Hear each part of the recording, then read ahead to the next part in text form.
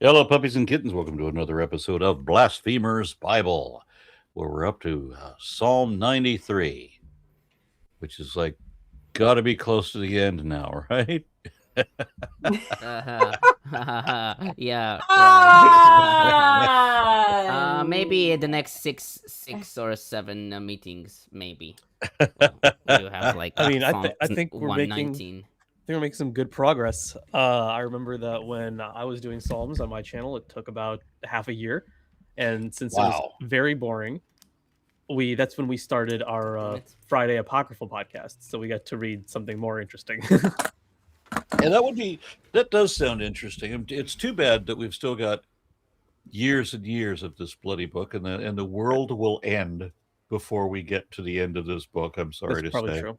Okay, well, the evangelicals did manifest the Antichrist for you, so I feel like that's not really our fault. True. Anyway, we're on Psalm 93. Do we have any commentary on this before we begin? Yeah. No. So I this mean, is he this totally is does. Okay. this is a very interesting psalm because I most Oh, I scholars good. can We see heard there. Comer say this is very interesting. Yes. Let's see. Yeah. Yeah, Go ahead, because Comer. mainly because this is considered to be a pre-exilic psalm. Some dated to like the Ooh. 10th or 9th century BC. Some are as Wow. early as 12th century. So mainly because it is has parallels with like Ugaritic poems as well. So I'm getting the impression that this book, Psalms, was not written by somebody who just sat down and started writing front to back. why not? It was No. written by Jesus. The only person who could have written from all these periods, it has to be Jesus. Right. That is accurate. Well, you see, Isn't when that he like was out in the desert for 40 days, he may have taken some shrooms, might have gotten a little bit on the time was a bit, and possibly that's how we got this. So. Okay, so the real compilation of Psalms is a collection of songs spanning nearly 1,000 years. Yeah. I would say closer to around, like if we're just doing averages, I'd say spanning around closer to maybe 500, 400. Okay. I would Yes. say There are maybe still some 700, fragments. 700-ish, 700, 600. Because 500 to the 700 date. years. But this is a compilation of just popular songs that people in the Levant, or in one particular precise region of the Levant, sang it at that time. Not Yeah, and- necessarily. I mean, you also have like psalms from the exile, so they were written like around Babylon. I think our question included that. So like a lot of these cases, like they are adapting older songs. Sometimes they are writing a new psalm technically, but it's still built off of all the themes from before. So some of these are just very, very hard to date or entirely impossible because there's not really like some historical reference in there that we can like measure up with something that actually happened in time. It can be used for a whole bunch of occasions. So because of its vagueness, it can be very hard to tell. And you can see phrases or popular lines that would have maybe carried over from something much older, but that doesn't mean that particular psalm is all that old. So if we run across the line, yeah, or the line cuts like a knife, that doesn't necessarily, that just shows up in lots of songs. Okay, well, if any psalm says, I am the walrus, we'll know where to attribute it. All right, so the title, if I'm reading this correctly, it doesn't say that this is the title, but implies that the title of this one is The Majesty of God's Rule. It's not the title. No, It's the heading that Yes. that the translators gave to this psalm. Yes. Okay. Yeah. Yes. Right, so to begin reading, the Lord is king. He is robed in majesty. The Lord is robed, he is girded with strength. He has established the world, it shall never be moved. Your throne is established from of old, you are from everlasting. The flood have lifted up, O Lord, the floods have lifted up their voice. The floods lift up their roaring, more majestic than the thunders of mighty waters, more majestic than the waves of the sea. Majestic on high is the Lord. Your decrees are very sure. Holiness befits your house, O Lord, forevermore. Well, you know what? I think Nevermore is way better. But anyways, Quoth the Raven. this is an interesting psalm because I think was it last week or the week before that we talked a lot about. Actually, no, it was actually a few weeks ago. Yeah, it was a few weeks ago. We talked about how the Ugaritic and Canaanite or just Canaanite Mesopotamian mythologies, how they all show influence in these psalms. And as Tomer noted at the beginning of this one is no exception. Although this one is, I think, a much clearer a reference than a lot of the stuff that we get. Not than everything else we get, because, like, for example, Psalm 29 is much more on the nose about it. But this one is also pretty clear. So this one has, in the beginning here, he has established the world, it shall never be moved. Your throne is established from of old, you are from everlasting. So because the beginning of the psalm starts with kind of God becoming a king, or the new ruler, the new leader, it's paralleled with who would have been, in a way, thought to be the old king. Not exactly, because he wasn't thought to be a king the way Yahweh is envisioned, but he has taken his place at the head of the pantheon, essentially. So, and since the stuff that existed beforehand was the floodwaters, the fact that he is the one to overcome them, that he's the one to lock them up, that gives him a new position of authority.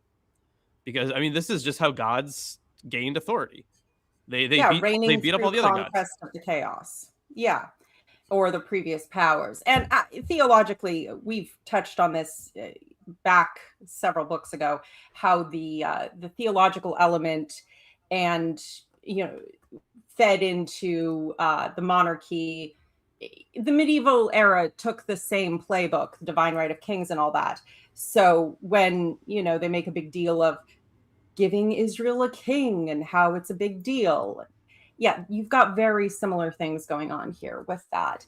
And I'd say, yeah, I just, when that line, the world shall never be moved, it just, this was a really old psalm, you say, very likely, possibly almost certainly pre-exilic. I'm glad to know that Galileo was tortured for a really old psalm, as opposed to one of those newfangled ones. Yeah. Oh, and it is interesting to note, however, that in the Septuagint there is a title, which is for the day before the Sabbath, when the land was inhabited, a praise song for David. When the land was inhabited. So that title sounds definitely post-exilic, but yeah.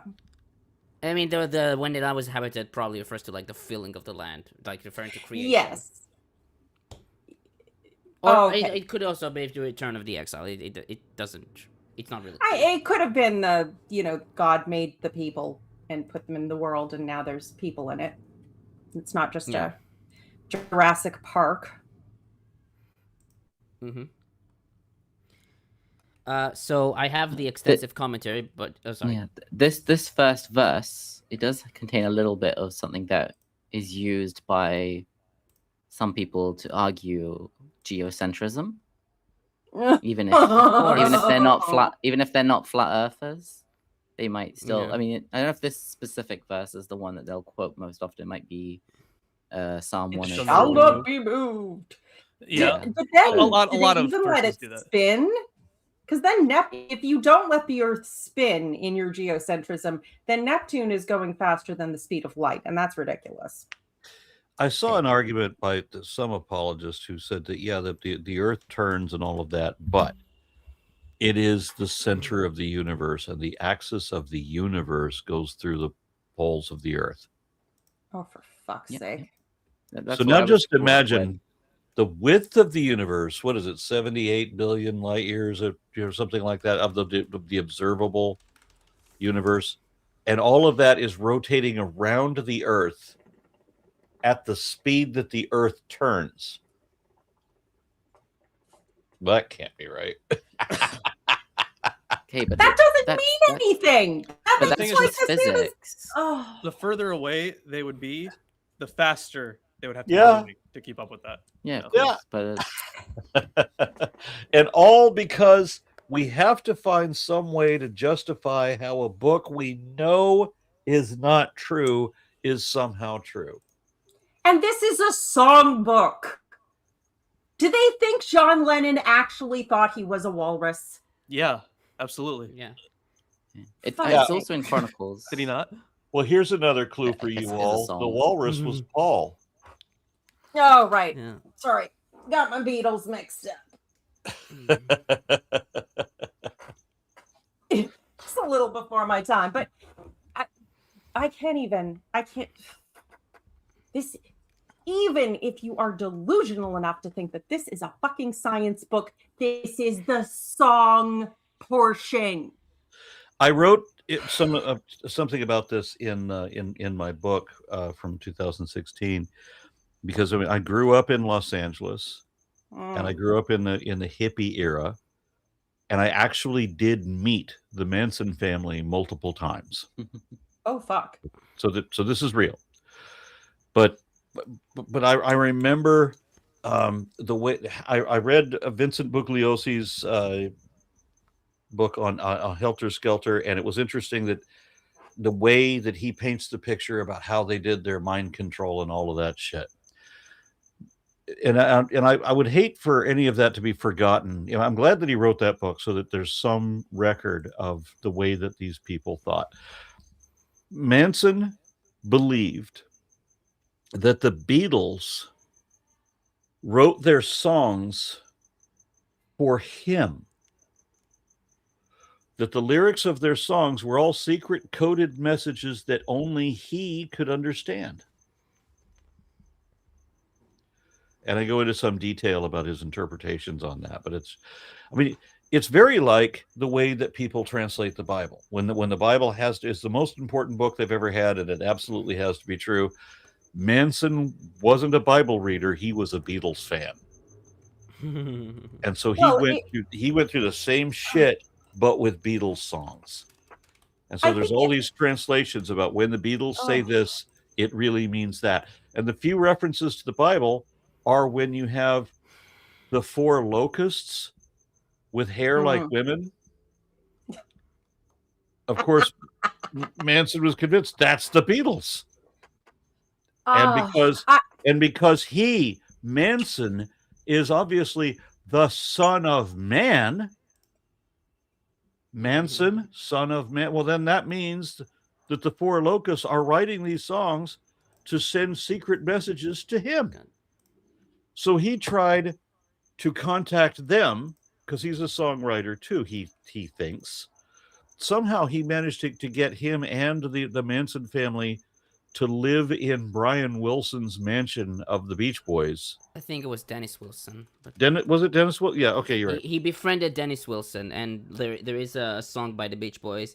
I forgot the name, but it is based on like "Cease to Exist" by Manson. I forgot the name of the song though. It's scary too, because think about like these were just hippies to most people who met them. Like they wouldn't have known, obviously. Never Learn Not what to was Love. going That's on. the name. Never Learn Not to Love. And Manson is credited as one of the writers of the song. Ugh. Isn't that fucking fun? Okay, yeah. So there was this whole thing going on. It doesn't have to be about the Bible. It's just that people will rationalize desperately at times There are interpretations for some of these things. And Manson sent coded messages, and I've had the pleasure of reading some of them, where he's trying to write songs to send coded messages to the Beatles that the Beatles never heard. Because apart from this one Beach Boys song, where Manson is at best a co-writer, the Beatles never heard anything Manson ever wrote for them. Why would they? But he's thinking that he's communicating with angels through the music industry. I think it's important to note there's a principle here that evil and stupidity often goes hand in hand with this kind of ridiculous ego. Like, yeah, we are the center of the observable universe because that's where we're fucking observing it from, dumbass.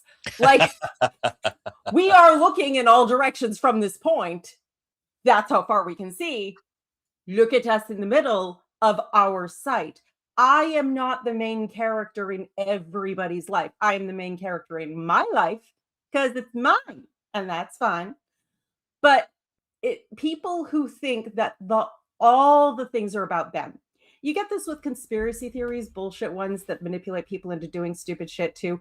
I have seen the secret messages of the blah, blah, blah, blah, blah. No, you're not that special. The people in power don't care about you. They just want to take your money and your labor and for you to fuck off. That's it. So I've intercepted mail that was supposed to go to my mom because I have power of attorney. My mom is a kind of in an old folks home now and so I get her mail for her, and it's really sad when I got something yesterday from Greg Abbott that was supposed to be a personal message to my mother. Right. So I've talked to my mother years ago even about this, when she would get mail from Donald Trump that she thinks Donald Trump is personally inviting her, that he knows who she is and that he wants her to meet him at Mar-a-Lago, because the letter vaguely looks a little bit more personal than your normal form letter, but it's still printed. It just doesn't look printed to her. Oh, they'll throw in a line, a personal message. If you print the page to look like it was handwritten, she thinks it was handwritten by Donald Trump. She thinks that he wrote her a letter specifically to her. Can he hold a pen? There's an email list. There's someone who signed up anonymously to this email list, and they get emails every day asking for donations, and they're very, like, what's the word? They know their target audience, and they're gonna like work to their weaknesses and stuff. It's, old people, and trying to be like, oh, and they're like, they'll address them by name and be like, Trump wants to give you an award, and you're his best supporter, and he can't wait to see you. Exactly. He misses you. So It's my like, mother got that so- letter, and she's bragging to me that Donald Trump has recognized her, that she is his best supporter. Yeah. Well, And then, is there a bit at the bottom where you can like you send exist? You're just one of thousands of people that this letter was sent out to. He did not write this. This is not his handwriting. off? Is there a bit where she fills out a survey to respond and has to donate money to reply? Of course, everything that she gets in the mail requires that she either return a check or her personal account information. I'm guessing a lot She of that will goes readily to the provide, shredder. because I've had to close out her accounts a couple of times because she would just give people over the phone all of her identifying numbers. Yeah, I have no idea how they're able to get away with doing this sort of thing. Like, he's Nor the I, president, man, nor and he's I. allowed to raise money, like, with these tactics. Yeah. But I can see why the powers that be want people to be religious, because that means they're easily duped. No, it's a quick buzz line. You can just bypass critical thinking, go right for the loyalty. All right, Tomer, did you? Yeah, I was waiting for it. I was waiting. Okay. Okay, so Psalms 93 is generally regarded as, quote, a hymn of praise that celebrates Yahweh's kingship and victory over primordial forces, end quote, according to Tate. Gerstenberger writes that there is a confessional ring to this hymn, which in some core affirmations in verses 3 and 4 may go back into pre-exilic times. He notes that Yahweh is king is fashioned according to ancient enthronement shouts, such as Ugaritic parallels in 1 Kings 145 and 2 Kings 11:12. He writes that more likely, adoration of Yahweh as the supreme God constituted a vital theological concern of the Jewish community only by the end of the 6th century. Thus, he favors the generic description of confessional hymn. Hosfeld notes that the psalm does not indicate whether its speaker is an individual or a group. It is equally unclear what the occasion was on which the psalm was to be recited. On which the psalm was to be recited. He notes that the shift in direction of discourse, typical of a song of thanksgiving, is striking. Many commentators consider Psalms 93 to be of pre-exilic origin. Tate notes that H.G. Jefferson concluded that the evidence of vocabulary, style, and thought content points to an early pre-exilic, possibly Canaanite origin. Dahoud concluded that its closest counterpart is Psalms 29, which he judges to be from the 10th century, also advocated by Lipinski and Krauss. Likewise, Mowinckel and Weiser were content to think of the broad context of the pre-exilic period. He notes that Howard, after careful analysis, concluded that the data point to an origin in the earliest stages of Hebrew poetic writing, probably the 10th century, but possibly as early as the 12th century. Tate concludes that the evidence for the date of the content of Psalms 93 favors a pre-exilic date. Hosfeld writes that verses 1 through 4 are a pre-exilic praise to the king of the Jerusalem temple, and that this praise was made current in the exilic or post-exilic period with verse 5. Terrian writes that, on account of the Canaanite influence on the development of consciousness, the date for Psalms 93 may have evolved from the early days in the Promised Land, and received its final formulation at the birth of Judaism during and after the Babylonian exile. There are some, however, who consider a post-exilic dating. Gerstenberger writes that references to the post-exilic community and its allegiance to Torah and temple suggest a late origin and use of the psalm in beginning synagogue worship services, although he writes that the center part, verses 3 and 4, is possibly an archaic poem remodeled by Yahweh theologians. Tate notes that Kirkpatrick argued for the return from Babylon and the early days of the Restoration, and Bottenweiser argued that Deutero-Isaiah himself is the author. That's a crazy take, but okay.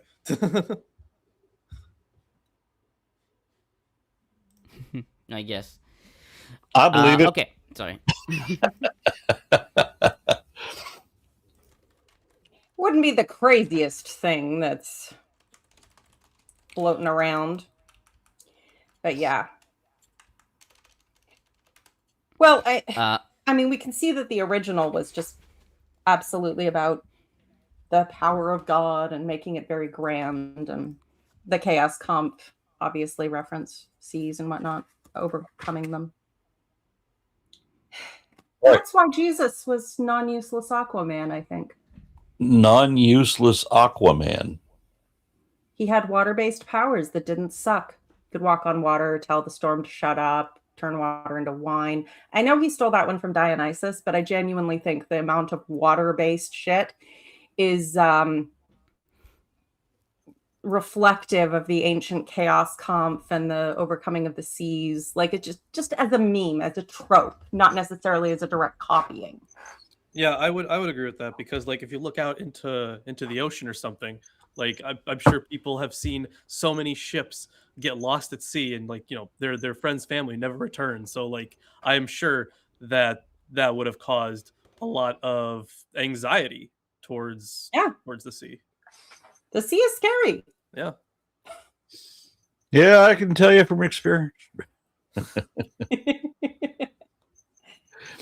Okay, so are we ready to move on to 94? No, I have the extensive commentary.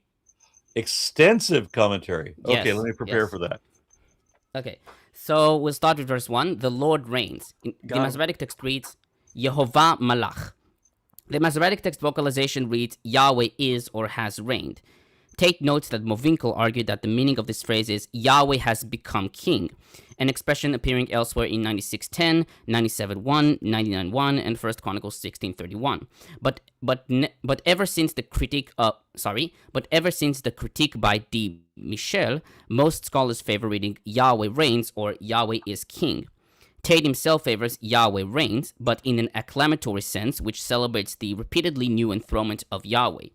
Hosfeld writes that the formula may have cultic links, but they are difficult to make concrete or locate, possibly at an enthronement feast or harvest festival. Gerstenberger notes that ever since the 60s, there has been a scholarly skirmish, quote-unquote, in regard to the exact meaning of this phrase. Quote, does it stress the eternal kingship of Yahweh, affirming his everlasting authority over the whole creation and all other divine powers?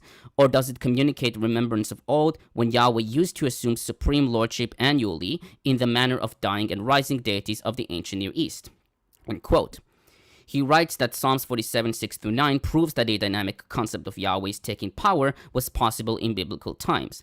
But it is still an open question whether this can be made the crucial testimony for an annual New Year's festival with Yahweh's ascension, and being installed again as the supreme deity.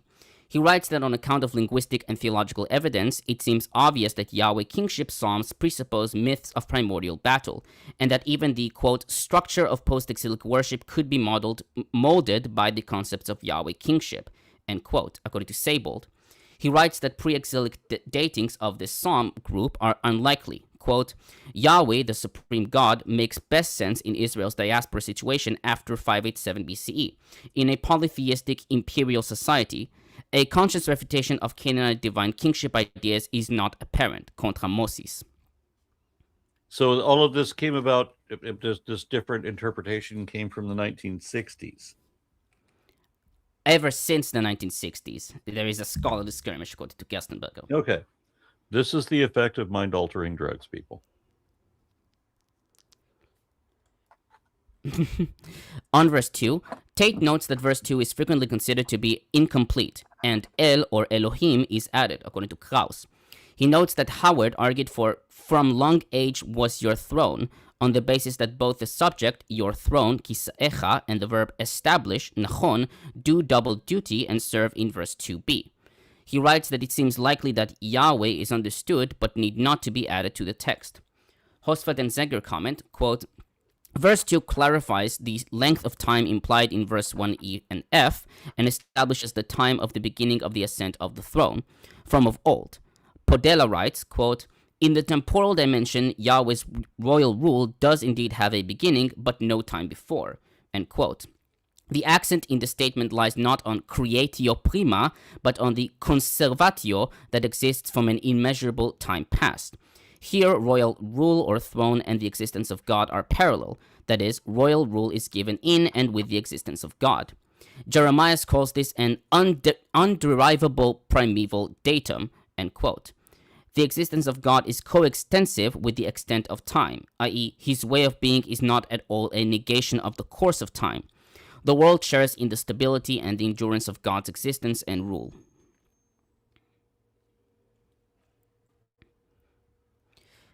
On verses 3 and 4, commentators note the background of these verses to Ugaritic and Canaanite poetry and mythology. Gerstenberger notes that verse 3 advances through 3 stages, which could be an archaic Canaanite pattern, and that thematically, the adoration of primordial chaos monsters like the streams is an ancient motif, known from Ugaritic texts. Hosfeld and Zenger note that the Canaanite myth about the battle of the gods is here taken up in broken form. The battle of the gods becomes a struggle between Yahweh and forces of nature. Tanner notes that the waters were seen in ancient Near Eastern mythology to represent chaos because there was no way to control them, and they could bring life or death. Here, the waters rise, not to destroy, but to praise their creator and controller. She notes that it is also possible to infer this salvation at the sea in Exodus 14. Tate writes that if the floods are translated into historical reference, they could refer to the roaring of hostile nations against Yahweh in Israel, as in Isaiah 17:12, 51:9-15, Jeremiah 6:23, and 50:42. He writes that the floods may have a double meaning, with reference to foes, foreign and domestic, as well as to cosmic forces which threaten the order and stability of creation. He writes, however, that historicizing such passages as this should not be pursued to the extent of stripping them of their mystic reality and power. He writes, quote, "They seek to express dimensions of reality which transcend ordinary historical events, though these events embody that reality. The roaring, pounding turbulence of the seas represent a cosmogonic challenge to God and the world regardless of its implementation." End quote. And finally, on So verse, don't take it too literally, right? Yes, you could say that. Yeah, it's mythology, which is fine. Myths are good, but like, don't be a dumbass about it. Anyway. And finally, on verse 5, Tanner writes that verse 5 serves as a thematic inclusion for the psalm. It returns to the clear theme of God as king, this time praising God's decisions and God's abode, and finally declaring again that God's reign is establishing forever. Gerstenberger writes that verse 5 acclaims the Torah in a typical post-exilic expression, Edot, ordinances, and the temple, and concludes by calling on the name of Yahweh again. He notes that the first phrase is close to affirmations customarily linked with late wisdom poetry. Hosfeld and Zenger write that the combination of praise of the laws and praise of the holiness of the temple is found analogously in Psalm 78, a psalm associated with Deuteronomistic circles. Tate comments, quote, "The juxtaposition of this verse with verses 1 through 4 implies that Yahweh's guidance for human conduct has proved true and reliable, as stable as the throne of God and the earth. The juxtaposition is similar to that in Psalms 19, verses 8 through 12, though 19, 2 through 7 is quite different from 93, 1 through 4. The meaning of verse 5b is rather elusive and may indicate that it is not properly understood. The primary idea is probably that of the holy presence of Yahweh which fills the temple, possibly land if house is extended in meaning. The temple is holy because Yahweh, or some form of his presence, makes it his abode. The holiness makes the house or temple a source of blessing for the people, compare 36:9 and 65:5. The holiness of the people who worship at the temple would follow as a corollary. That's it. We will now reconvene the city council meeting. Agenda What? item 7. I don't get it. What was that? That was something I didn't realize was playing in the background. That just Okay. suddenly it just suddenly came on kind of like by itself. Okay, then. Was it from your invocation? It was. I've got one more video to make about that, and it's probably the most fun. Oh, I've got a family member visiting from Isaac's side of the pond, actually, for the next 2.5 weeks. I'm going to be a little... My availability will be limited. Okay. Forgot to Yeah. mention that earlier. Anyway, heads up. Are they escaping the heat? This would be a funny place to come to escape the heat. But Are yes, they on the same level as you also? it's usually... I it's think a lot London is further cooler. north than any like big city in Canada, but because of the Gulf Stream, we get much better weather generally. Yeah. Still, it was like 36 Yeah, a couple yeah. days ago, right? Yesterday. It's crazy. You guys are going to have to get actual air conditioning. I mean, some people do. It's just people still like fighting being like, oh, it's only for a few weeks. Hey, but Yeah. yeah. Yeah, I remember my last trip to London. I'm always excited to go go to this place that sells like satanic fetish and goth and steampunk Cool. clothes and all of that. Camden And Town. yeah, and so but I mean, having that doesn't help when it's like summer temperatures and I can't wear anything anywhere because it's London. It's supposed to be cold all the time, right? Relatively. But yeah, you can't put on anything with a long sleeve. Yeah, leather is not really it's lovely. I love leather, but not the muggy, heavy heat, not the time and place. Yep. Okay, so are we moving to 94 now? Yep. All right, I suppose that's me. What's the title? There is no title. All right. Psalm 94. Mine says there's a title.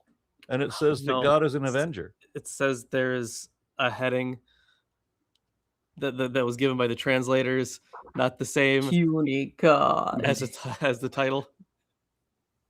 So There isn't a title. It's a Christian invention. is just God the one of the first Avengers or verse. no? Was what? Is God one of the No. Avengers or no? He wanted to be, but Hulk beat him up.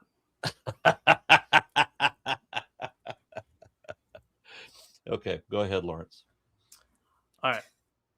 O Lord, you God of vengeance, you God of vengeance, shine forth. Rise up, O Judge of the earth. Give to the proud what they deserve. O Lord, how long shall the wicked exult? They pour out their arrogant words. All the evildoers boast. They crush your people, O Lord, and afflict your heritage. They kill the widow and the stranger. They murder the orphan. And they say, the Lord does not see. The God of Jacob does not perceive. Understand, O dullest of the people, fools, when will you be wise? He who planted the ear, does he not hear? He who formed the eye, does he not see? He who disciplines the nations, he who teaches knowledge to humankind, does he not chastise? The Lord knows our thoughts, that they are but an empty breath. Happy are those whom you discipline, O Lord, and whom you teach out of your law, giving them respite from days of trouble until a pit is dug for the wicked. For the Lord will not forsake his people. He will not abandon his heritage. For justice will return to the righteous, and all the upright in heart will follow it. Who rises up for me against the wicked? Who stands up for me against evildoers? If the Lord had not been my help, my soul would soon have lived in the land of silence. When I thought, my foot is slipping, your steadfast love, O Lord, held me up. When the cares of my heart are many, your consolations cheer my soul. Can wicked rulers be aligned with you, those who contrive mischief by statute? They band together against the life of the righteous and condemn the innocent to death. But the Lord has become my stronghold, and my God, the rock of my refuge. He will repay them for their iniquity and wipe them out for their wickedness. The Lord our God will wipe them out. So I'm sure you've already noted a few things with this. We've kind of had this plea in many other psalms where, oh, the wicked, they're after me, they're gonna kill me. Lord, please destroy them. And the same group of people. I'm gonna double check something here in a bit here, but the same group of people are the ones that say, like, the God doesn't see it, he's not paying attention, he doesn't care, very much. If this is referring to the same group that we've been talking about before, then at least when it comes to the wicked in the Psalter, then we see again that, or we should note that they are from the same community, but they have turned their back on not just the law of God, but also against someone who was at one point close to them, which would be at least one of the psalmists. So we do get a variety of ways to describe these people. So wicked's already used throughout this whole thing. One thing that I should note for later, and this will become important throughout the rest of the Psalms and in the prophets, the rest of the wisdom literature, notice who specifically they're going after. In verse 6, they kill the widow and the stranger. They murder the orphan. The widows and the orphans appear together a lot, and they are always viewed as being like the most downtrodden members of society. So if you are harming widows and orphans in any way, that is surely not a godly thing to do, because they're the ones who need help the most. So if you were to shoot someone in the back of the head who was helping to pick up a vulnerable person from the ground, that would be wicked and God wouldn't like you. Yeah, I would say so. Maybe if they're a widow or an orphan, especially. Okay. So I'm sure there are different cases. So ICE is going to hell. Good to know. Yeah. So I think one of the things that I was talked about it before when we covered Psalm 14, but the way this is talked about here, I have to check the Hebrew, unless you guys already probably have pulled up Tomer and or Isaac, the Hebrew of verse 8 there. What is the word that's used for fools there? Naval? Ksilim. No. Salim. Okay, Ksilim. that's a different one. Okay, gotcha. Well, yeah. Well, it uses two different words. And Xilim is the one translated as fools. And... Okay, gotcha. Yeah. I think because Ksilim also pops up in a couple other places, I guess. All right, fair enough. But they're still contrasted to the wise, which does, when I was pointing this out earlier on in our reading, that I think that Psalm 14 and Psalm 15 should be read together. One being about the properties of the fool, the other one being about the properties of the wise, where they're made in contrast. So I think this would go towards that hypothesis. Understand, oh, dulce of the people, fools, when will you be wise? So it's kind of taking up that role. I got a question for you, Lawrence. Okay. I made the mistake of going through our chat, seeing. Yeah, why do you make that mistake? I don't know. And then I see some idiot troll who tells the lie that I'm regulated to echo chambers, because that's what the debate circuit is apparently an echo chamber, and having a channel where all I do all day, every day is argue with people who don't agree with me. That supposedly is an echo chamber, but obviously not. And this person references Eric Hernandez, who misunderstood pistis and also what was it, infernal philosophy or whatever his name is, I can't remember, who misrepresented my description of what pistis meant. Arn, I have to explain this to you. Arn, I have to explain this to you. This particular person is a science teacher who thinks that longitudinal lines are the lines that take the long way. So I wouldn't interact with this person, because if you compare him to Kent Hovind is the equivalent of Albert Einstein. I wouldn't do it. He's not worth your time. Okay. I just want to point out to this person that I proved my point in that by conferring with a number of people who speak Koine Greek, of which Lawrence is one. So Lawrence can back me up on this. I was not embarrassed by Eric Hernandez. Eric Hernandez would have been embarrassed by me if he were a bit smarter. I don't know who Eric Hernandez is. Yeah, that's the problem with fools. They're too stupid to know how much everyone is laughing at them. Hence Trump. Yeah, at least you're living rent-free in his head because he's named himself after you, which is sad. But coming back to the fools being mentioned in the Psalms, I was thinking about, because obviously this is sort of a constant thing. We come back, the fools, and they deny God, not in the sense of being atheist, but in the sense that they don't think they're going to face any consequences for their behavior. And they abuse their powers to get whatever they want, but they act like surface pious by, dispersing people who are protesting and holding a Bible upside down in front of a church they've never entered. And it made me think of, there was a moment in a movie set in ancient Rome, and the senator is like, oh, and we have to buy, those for offerings to this temple. And his young apprentice, sort of, not apprentice, but, this young man, maybe his son or nephew or whatever, is like, I thought you didn't believe in the gods. Privately? No, of course not. Publicly, I believe in them all, and so do you. I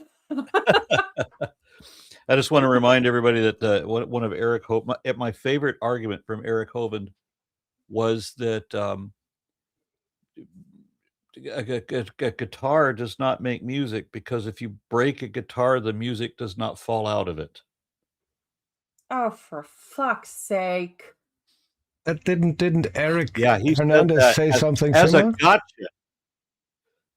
I'm sorry, sir? I said, didn't Eric Hernandez say something similar? That if you break a CD, the music notes won't fall out? Yeah, he way, said that too. By the way, I'm going to be on Eric's channel talking about how his arguments are ridiculous. He invited, good luck with that. He invited me, so that'll be fun. Yes.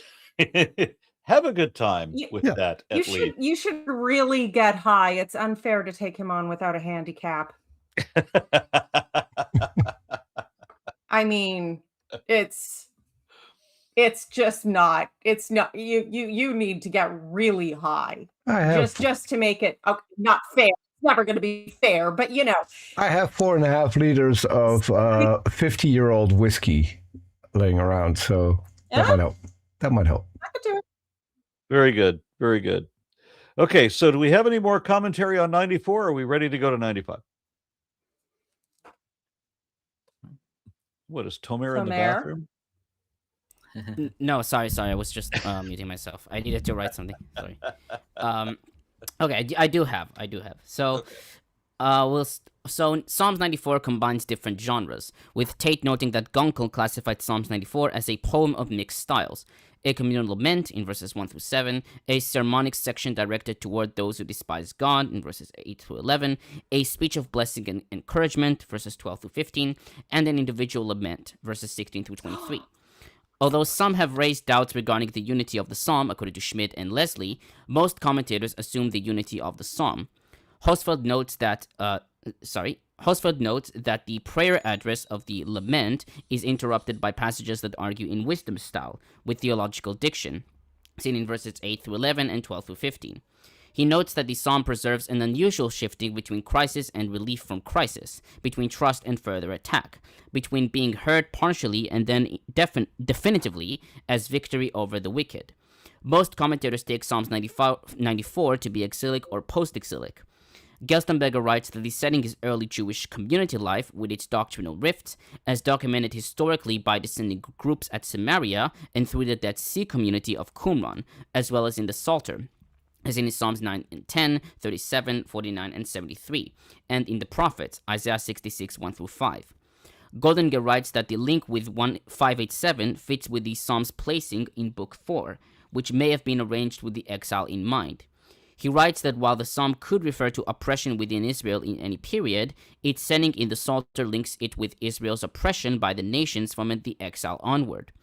Tate notes that while some commentators suggested a pre-exilic dating, such as Movinkel, who preferred the later period of the monarchy, though he doesn't exclude the time of the Persians, and Howard, who concluded that a pre-exilic date is possible, he writes that the application of the lexical indicators for date does not point to a very early date.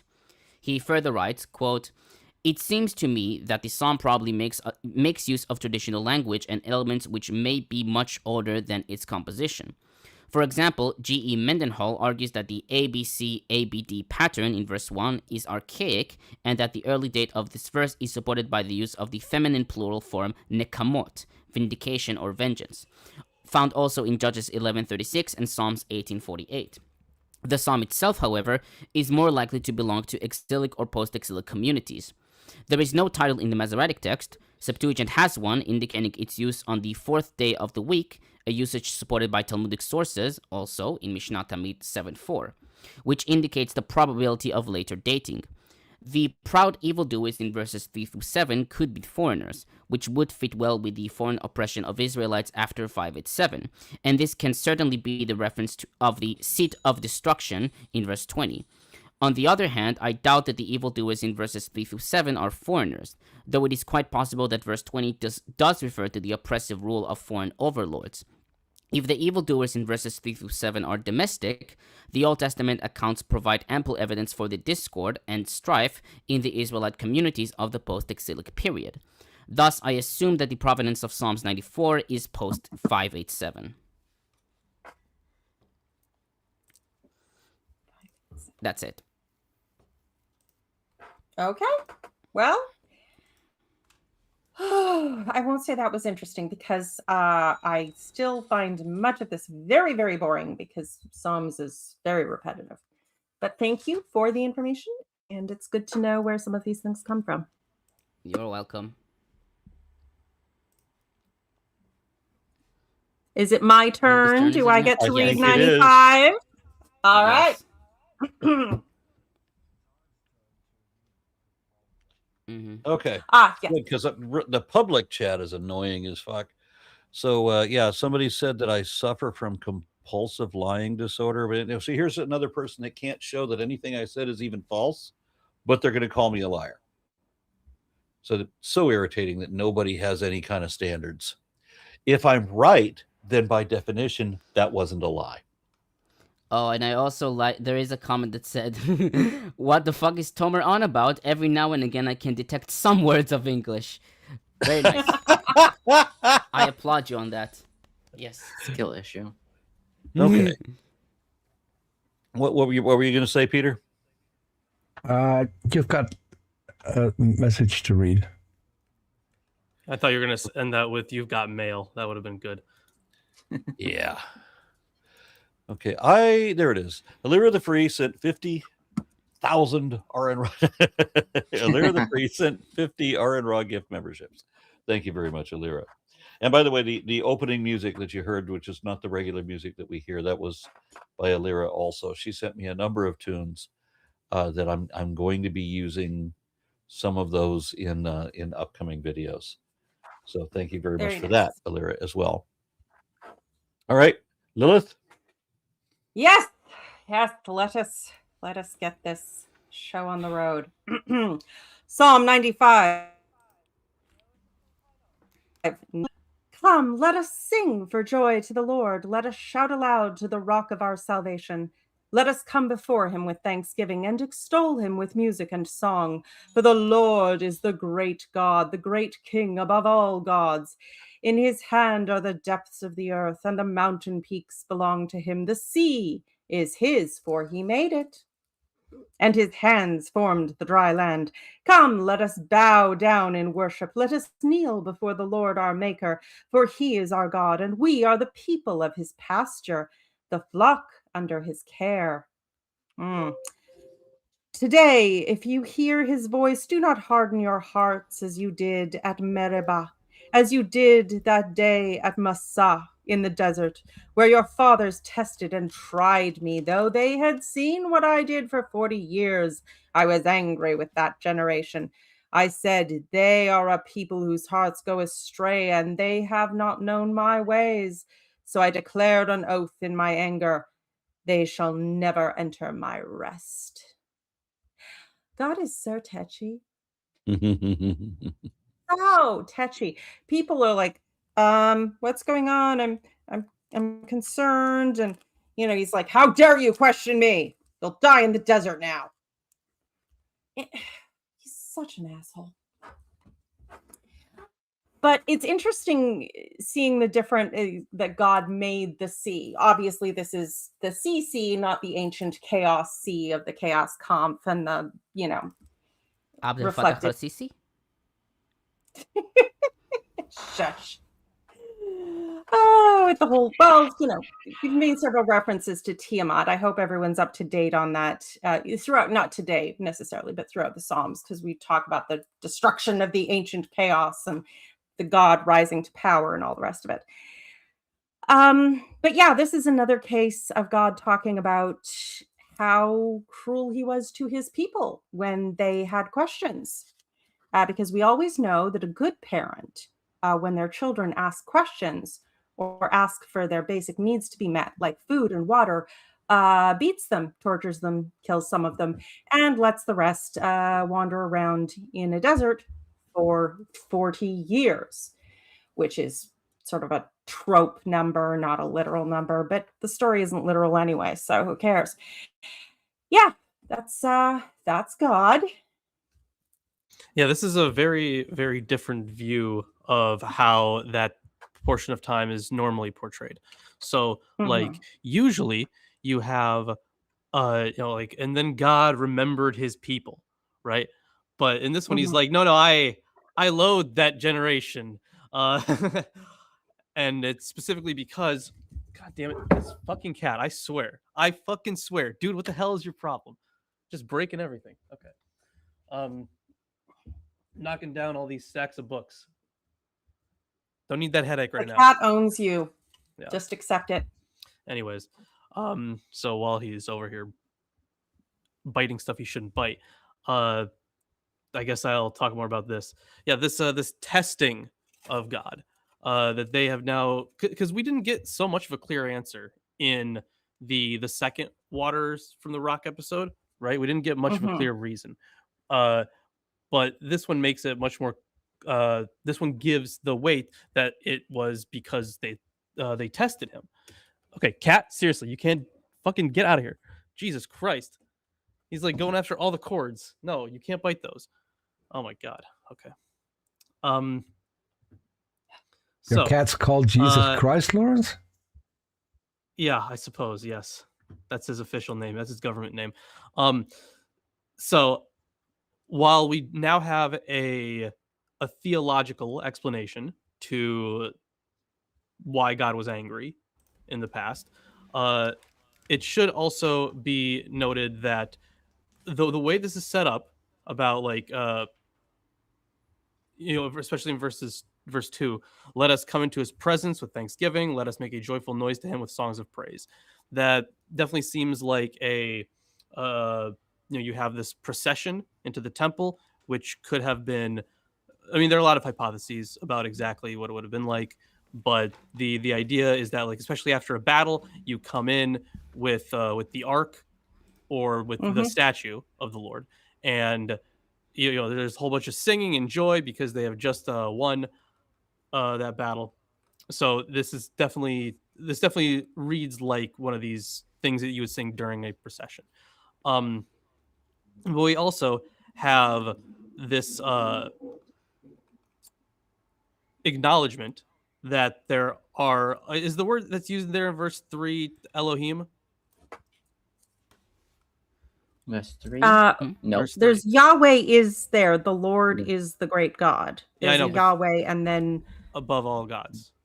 The great king above all gods. El Gadol Yova v'melech Gadol al kol Elohim.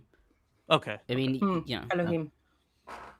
Yeah, so greater than all the gods. All the gods. All the divine beings, the gods, yeah.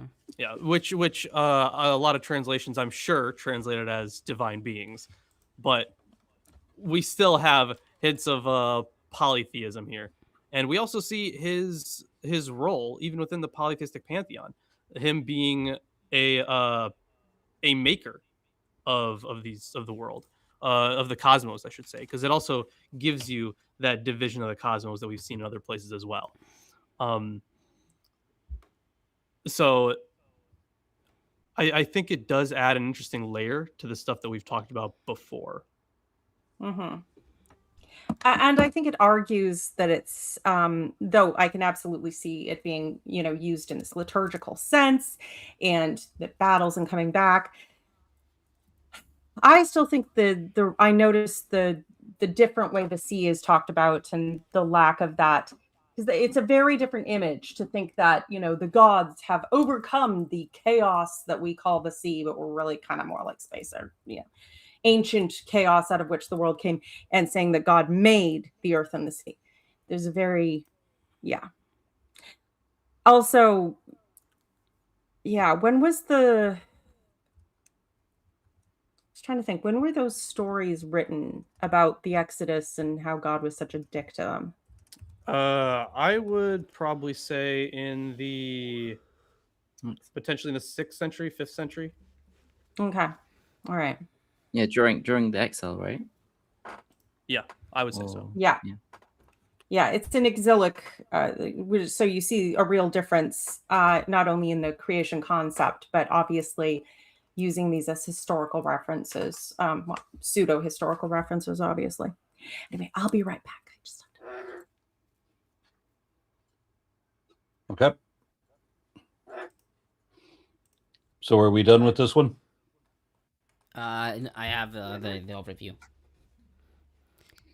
Okay, so Gerstenberger writes that Psalms 95 is a sermon with a hymnic introduction. He writes that Deuteronomistic and partially chronistic terminology and theology lend weight to this classification. For example, the Great Sermon of Moses in Deuteronomy 29 and 30, where the preacher insists that the word of God must be accepted and obeyed today, compare verse 7c. Every so often, early Jewish preaching urges that one listen to God's will and not spurn it, as we see in Exodus 34, 11 through 12, Deuteronomy 4:40, 5, 1 through 3, 6, 4 through 7, etc. The sin of the fathers is a constant topic in post-exilic sermons, as we see in Jeremiah 44, 9 and 10, Nehemiah 9, Ezra 9, 2 Chronicles 29, 6, etc. Tate notes that several commentators have been impressed enough by similarities between the Psalm and Deuteronomy, Isaiah 40 through 66, and the prose oracles in Jeremiah to date Psalms 95 to the exilic or post-exilic period. For example, Ostele thinks Psalms 95 reflects spiritual conditions like those in Haggai 2, Malachi 2:2, Isaiah 57 through 59, and suggests a date of circa 450 BCE, or a little later. This view is favored by Gunkel, Stollmuller, Jeremias, and Krauss, who puts it between the publication of Deuteronomy and Chronicles. Terrian writes that the date of Psalms 95 may go back to the renewal of Yahwism that seems to have taken place with the reform of Josiah in 622 BCE. He writes that it may also refer to the post-exilic restoration, when services of worship demanded grandiose ceremonies as a climax to pilgrimages and processions. Gerstenberger comments, quote, normal worship services in Jewish congregations of the 5th and 4th centuries BCE, held in the diaspora or at home on Judean soil, may have given rise to this kind of communal introit and subsequent interpretive preaching. The we form represents communal liturgical action. It, quote, leads us toward a relatively novel phenomena, which we may call a religious community lacking state or cult organization. It is probably a new kind of community of lay people, Edda, which we may best designate as a people's parish, quote unquote, according to Seybold, end quote. In this sense, we opt for congregational worship outside Jerusalem and its temple for a likely point of anchorage. Commentators in general acknowledge links to post-exilic worship and homiletical argumentation in the Deuteronomistic tradition, according to Gunkel, Seybold, Tate, Jeremias, and Hosfeld. That it? Yes. Okay. So then we're moving on to 96. Yeah, and it's my turn. Okay. Yes, so we'll move here. Okay. Sing to God a new song. Sing to God, all the earth. Sing to God, bless this name. Proclaim God's victory day after day. Tell of his glory among the nations, God's wondrous deeds among all peoples. For God is great and much acclaimed, and is held in awe by all divine beings. All the gods of the peoples are mere idols, but the Eternal made the heavens. Glory and majesty are present, strength and splendor are in the holy temple. Ascribe to God, O families of the peoples, ascribe to God glory and strength. Ascribe to God the glory of this name, bring tribute and enter the temple's courts. Bow down to God, majestic in holiness, tremble in the divine presence, all the earth. Declare among the nations, God is sovereign. The world stands firm, it cannot be shaken. The peoples will be judged with equity. Let the heavens rejoice and the earth exult. Let the sea and all within it thunder. The fields and everything in them exult. Then shall all the trees of the forest shout for joy. At the presence of God who is coming to rule the earth, to rule the world justly, and its people in faithfulness. Yeah, I don't think I believe that. I got a question on Tomer on yes. How, if you were to read verse 4 in Hebrew and then translate that on your own, how would you read it? So the Hebrew in verse 4 is Ki gadol Yehovah v'mehulal me'od norahu al kol Elohim. So it reads, because Yahweh is great or big and is very mehulal halel praised, very praised, he is terrible or like in awe or noram like means terribly great upon all the gods. Upon all the gods. Yes. So he's upon all gods. Yes. He's more terrible than other gods. He's the worst of the think- gods. I think Terrifying. Wait, it's terrifying, yeah, but it's in like it would be like it fills you with awe, kind of terrifying. Okay, I'm just looking for the most accurate understanding of this verse and how God is compared to, or how Yahweh, I guess, is compared to other gods. Well, Yeah, he's the and- important one. He's the powerful one. The other ones, their powers are certainly diminished because in this chapter specifically, we have them being called idols, which is probably the most common polemic against all these other deities, is that they have ears but don't hear, they have eyes but don't see, which actually kind of makes me wonder, should some of this have been... I wonder if these were ever, if this chapter and the previous one ever circulated independently, because they share quite a lot of similarities. So it just kind of makes me wonder. I don't know though. That's just me talking. So don't quote me. But you have all these other gods who would exist, but would seem to be entirely powerless because they're idols. It's theologically, this is still obviously henotheism, not monotheism, but there's also a bit of an, like, if you don't at least have the idea of other gods, then who is he going to brag that he's bigger than? You know, us? Well, he's supposed to be a god. They're supposed to be greater than us all the time. Duh. So it's, this is, the other gods are diminishing, but they still have a role to play as a foil for Yahweh, if nothing else. Also, if this, if you're talking about post-exilic and people are still in other lands where other gods are being worshipped, you gotta be careful about how you brag about their gods. Yeah. Although there should be one other thing that we know. I think we've seen it a few times in the Bible already, but when they're talking to inanimate objects, how the inanimate objects are supposed to react to God as well. So it was in Job, I think, for sure, and in some other passages in the Psalter, where you have the trees themselves singing. In this case, the forest sings, or the trees of the forest sing. You'd have like the earth is spoken to as if it needs to sing to the Lord as well. So this is just another way that like God's creation speaks to his greatness, or whatever. But that's essentially why these inanimate objects are not always, but are sometimes viewed as worshiping the Lord. Yeah.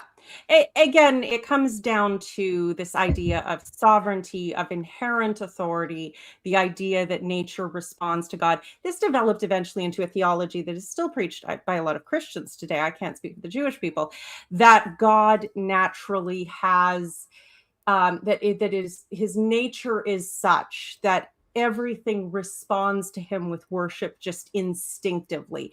I think sometimes it's the reason why a lot of Christians just think they can tell you what they think the real truth of the Bible is, and it'll just resonate with you, and you'll have no option but to just give into it, and then it's true because it just naturally should invoke this response. Initially, obviously, I think it was probably a lot more just metaphorical, all things respond to the greatness of God because God is just so fabulous. But it grew into an actual theology that's frankly a bit weird. Not gonna lie, a little bit weird. And Tomer? So my overview here is quite short. So Terian writes that affinities with Deutero-Isaiah in Psalms 96 are so gripping, as we see in Isaiah 44:23 and 55:12, that the date might be the late exilic with its hope of a restoration, if not actually the post-exilic times with the new ceremonial of joy in the Second Temple. Tate writes that the use of the content of verses 1 through 13 in 1 Chronicles 16, 8-34 does not prove that the date of origin for this material is late, but it points to a post-exilic provenance of the psalm. Klaus writes that the late origin of the psalm cannot be doubted, and is later than Isaiah 40-66. Hosfeld and Zenger favor locating the psalm in the post-exilic period. And Gerstenberger comments, quote, Psalms 96 is part of the block of Yahweh kingship psalms, 47, 95 through 99. But, like its companions, it has a character of its own. While Psalms 47 and 93 celebrate the initiation of Yahweh's government, and Psalms 95 is involved with inner Israelite opposition of post-exilic time, our psalm is oriented toward the world of natural, divine. Whoa. Natural quotations, in quotations. Tomer, in quotations. You got a bit glitchy there. Oh, sorry. I was thinking maybe you got like you've. I thought you were saying whoa, like the natural thing. Oh. Oh, okay. No, it was just you were going. Yeah. Sorry. So, I don't know if that's okay. my end. Okay. Where was I? I'll repeat that again. While Psalms 47 and 93 celebrate the initiation of Yahweh's government, and Psalm 95 is involved with inner Israelite opposition of the post-exilic time, our psalm is oriented toward the world of natural, quote-unquote, i.e. divine and political powers, summoning them to praise Yahweh alone. This is the concern of a true hymn. That the composition draws on various sources of tradition does not contradict our genre definition, which is essentially liturgical. May we call it an eschatological hymn, according to Gonkel? Was it part of the liturgy of Yahweh's annual enthronement, according to Movinkel? The coming, quote-unquote, of Yahweh and his judging the earth, in verses 10c and 13, indeed may refer to political and social upheavals of the late 6th or 5th centuries BCE, expressing hopes of a fundamental change in world domination.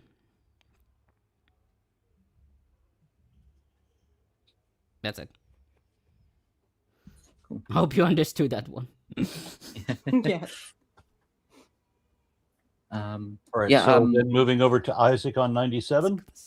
Yeah, I'll read this and then I have to go because I have to go to the Google offices and teach people how to code. Yeah. Sounds fun. Well, at least it's people. I thought I wasn't gonna go, but then they were like, actually, we do need coaches.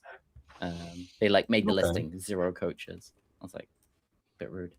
Okay, let's go. The Lord is king. Let the earth exult. The many islands rejoice. Dense clouds are around him.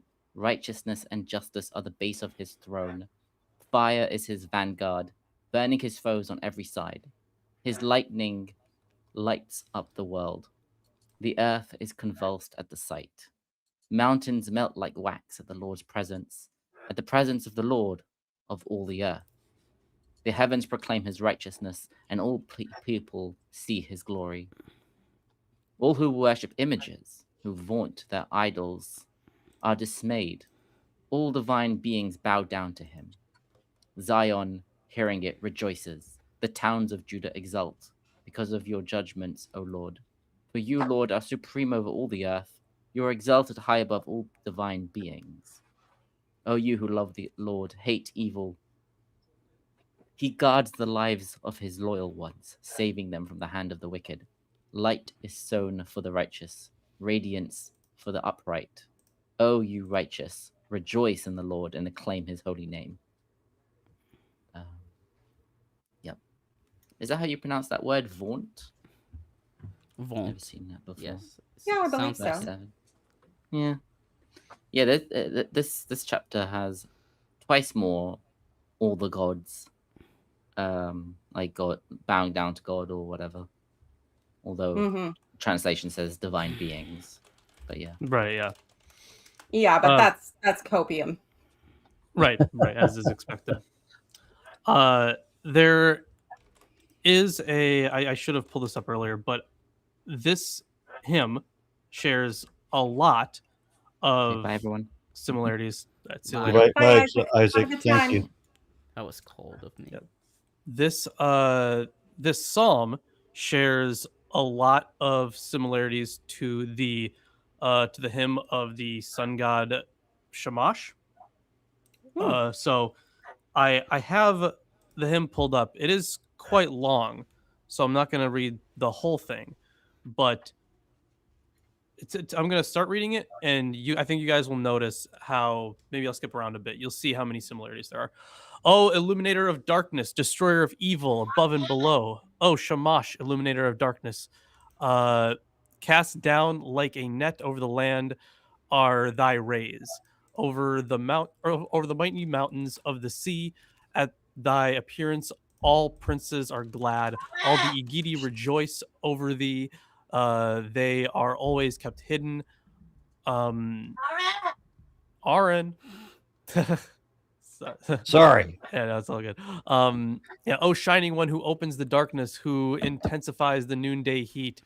The mighty mountains are covered with thy brilliance. Thy brilliance fills the extent of the land. Let's see what else is there. At thy rising, the gods of the land assemble. By thy fruitful brilliance, the land is overwhelmed. Of all countries, even those in different in language, thou knowest their plans. Thou art observant of their course. Yeah, it's quite long. It's a couple more pages, but I'm sure you guys can already see how similar this actually is. Oh yeah, absolutely. Yeah. Well, and that's praise songs get very repetitive. I mean, when I was reading 95, I was having flashbacks to a couple of different praise songs that just quoted directly from that song. Right, there's a lot of borrowing and a lot of I mean, honestly, some of these, the best ways to date them really is the tropes that they're using ideologically. But yeah, you can see that they've definitely had some education in Shamash. Right, yeah. And somebody has. The thing is, a lot of scholars are in agreement that that a lot of these things are just part of the storm theophany. So like especially at the very beginning, clouds and thick darkness are all around him. Righteousness and justice are the foundation of his throne. Fire goes before him and consumes his adversaries on every side. His lightnings light up the world. The earth sees and trembles. The mountains melt like wax before the Lord of all the earth. So scholars like Othmar Keel and John Barton also see this as theophonic imagery.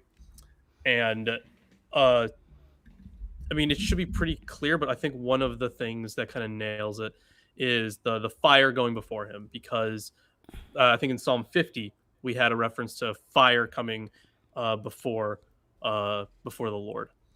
And then the images of fire and darkness, and even of the earth trembling, also kind of resemble the locusts in Joel 2, which I know we haven't gotten to yet. But to me, that points to divine imagery being used in Joel. But we'll get there when we get there. I'm not gonna, spoiler. I'm not gonna get into spoiler about Joel, but yeah, there's some cool stuff in Joel. Fair enough. And I mean,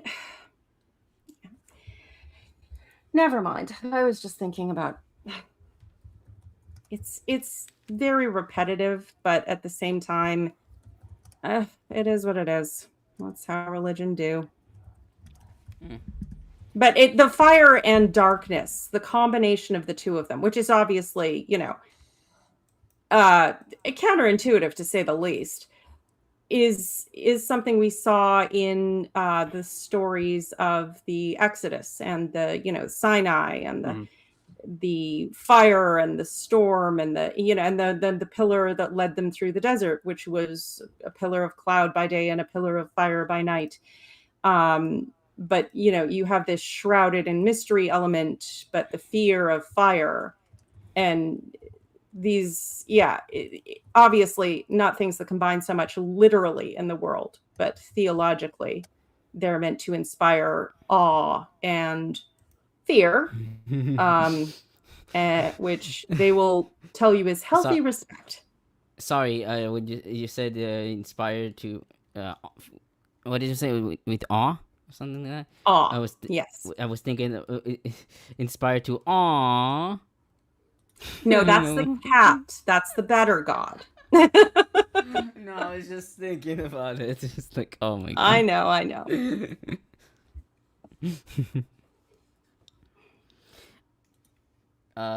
Anybody has anything else to say before I go to the commentary or the overview? No, nothing specific. Okay, so Terrian writes that like the other hymns in which Yahweh is worshipped as the master of the world, Psalms 97 shows the influence of Deutero-Isaiah. He writes that the early post-exilic period is probable, and that the final invitation to give thanks at the remembrance of God's holiness, quote-unquote, confirms the spirituality of the life of communion beyond sacramental proximity to Zion. Zenger writes that the semantic and content differences between verses 1 through 9 and 10 through 12 speak against the thesis of an original unity of Psalms 97. For example, in verses 10 through 12, there is a royal and theophanic theology that is not evident in verses 1 through 9, while wisdom theology vocabulary of verses 10 through 12 is missing from verses 1 through 9. He takes verses 1 through 9 to be the primary form of the psalm, which originated through an adaptation of theophany traditions and adoption of late phases of Isaiah, as an eschatologizing reinterpretation of Psalms 93 and 29. He writes that the 5th and 4th century BCE come into consideration as the time frame in which the first form and expansion of Psalms 97 may be located. He writes that the much later datings are not plausible, because verses 10 through 12 reveal no affinity to the subject of apocalyptic judgment, as would be expected with such a late dating. And Gerstenberger comments, quote, "The theological concept of Yahweh being the overlord over all nations and other gods is hardly rooted in Israelite monarchic experience.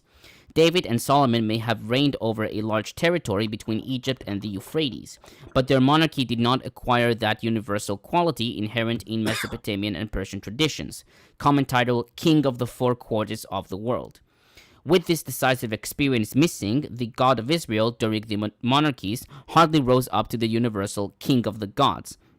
At least we do not have any authentic proof for Yahweh's absolute sovereignty. His title Elyon, the highest, is of Canaanite derivation, and still limited in scope to the Syrian-Palestinian scene. Only by way of entering the Babylonian-Persian world, so it seems, did Israel experience the universal horizon of world dominance and concomitant theological claims of the supreme God's absolute government over all creation and all nations and kingdoms on earth.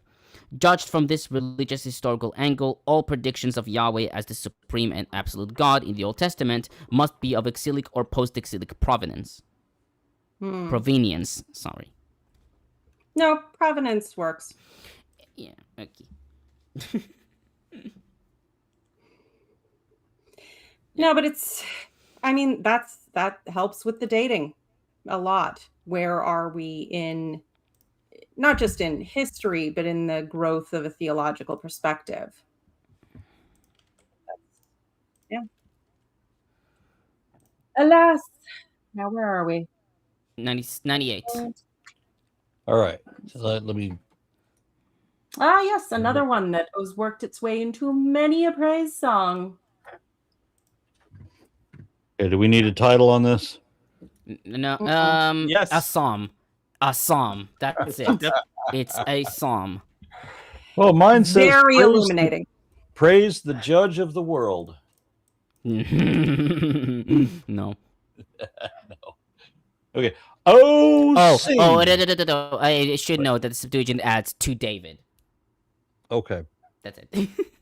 Oh, sing to the Lord a new song, for he has done marvelous things. His right hand and his holy arm have gotten him victory. The Lord has made known his victory.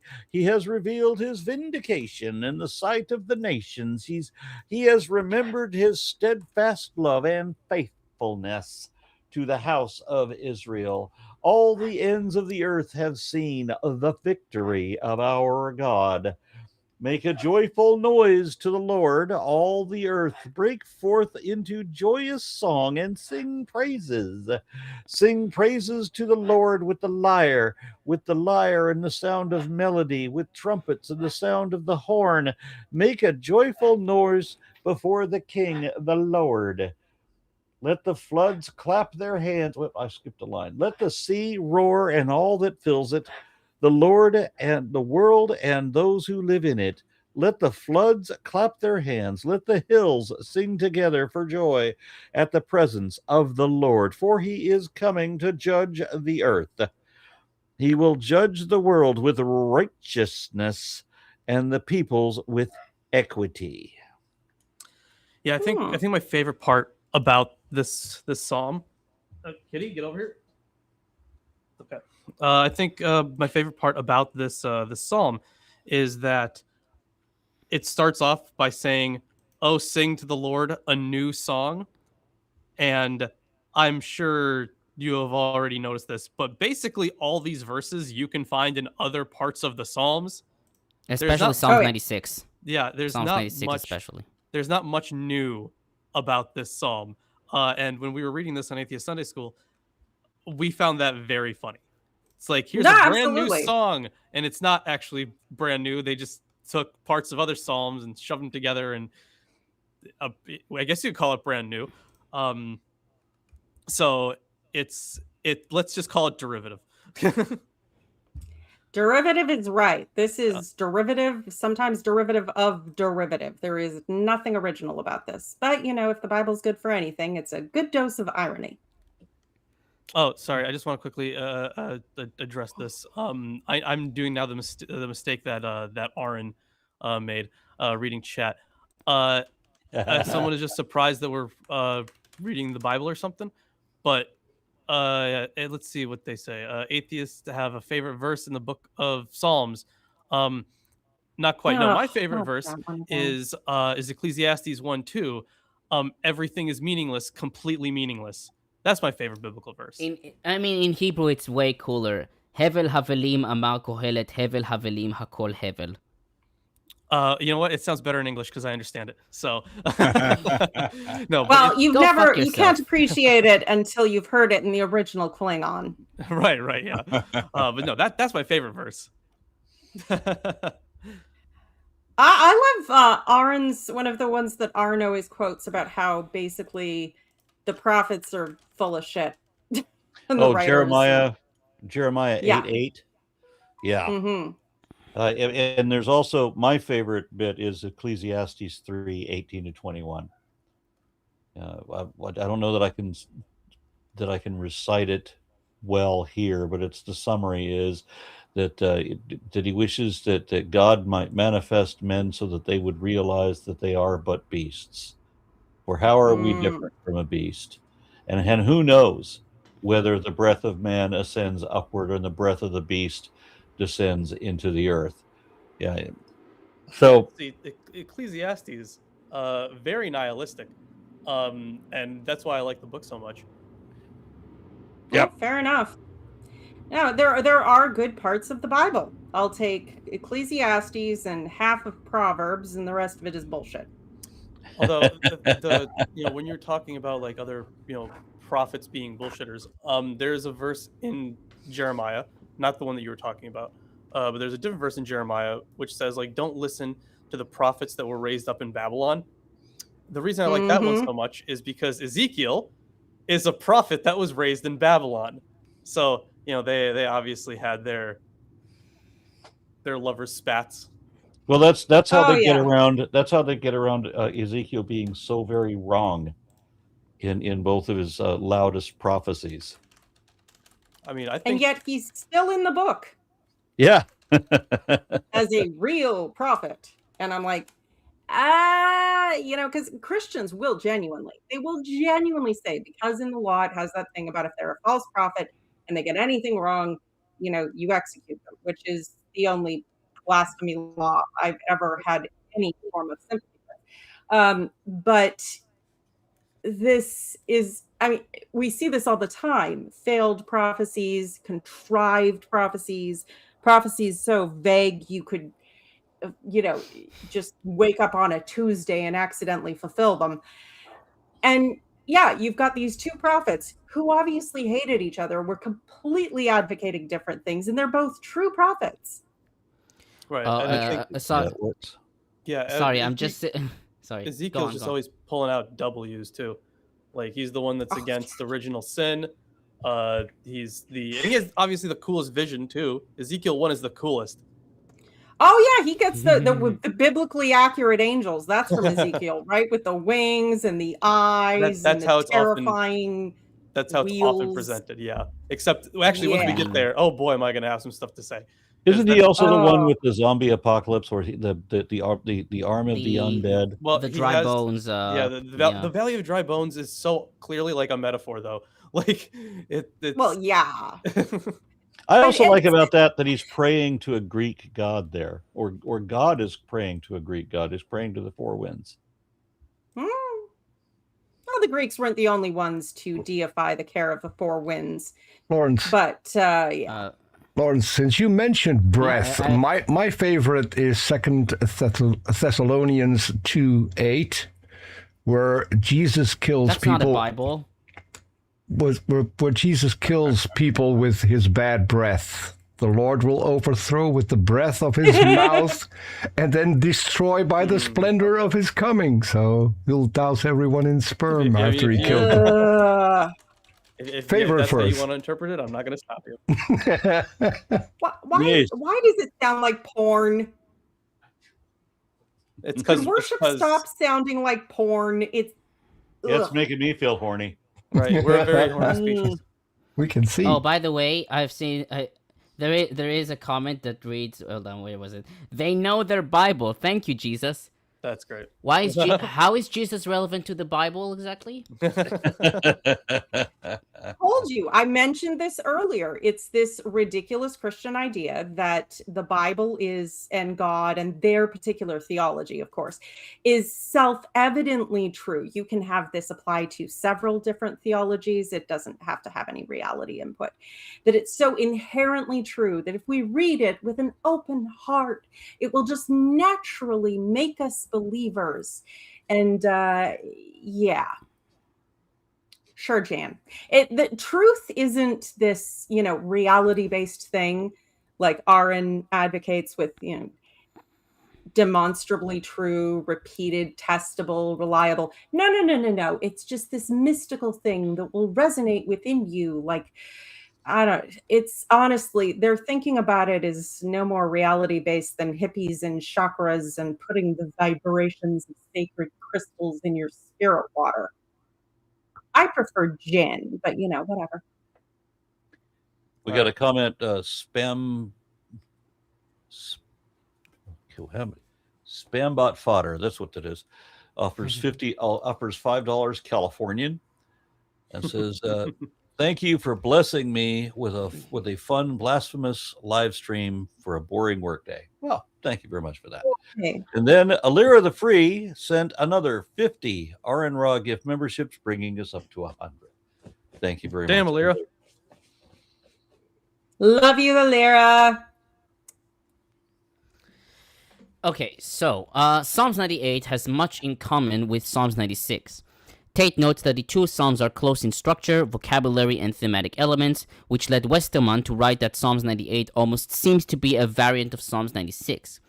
He notes that Longman suggested that Psalms 98 is a divine warrior victory song, quote, celebrating the return of Yahweh, the commander of the heavenly hosts, end quote.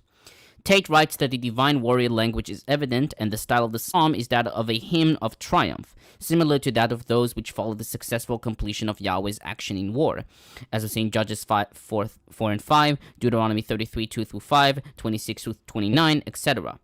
He writes, however, that Psalms 98 has no specific historical reference, and should not be forced into the mold of the Exodus or the restoration from exile, or any other specific historical context.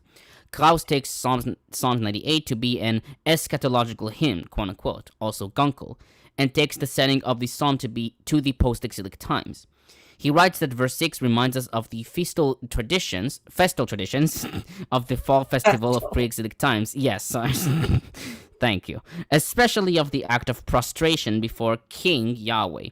He notes that in the cultic celebrations of post-exilic times, the miracle of the second Exodus and the eschatological theophany of Yahweh are strongly emphasized. Terrian writes that Psalms 98 emerged from the early post-exilic period, when the second temple had been erected.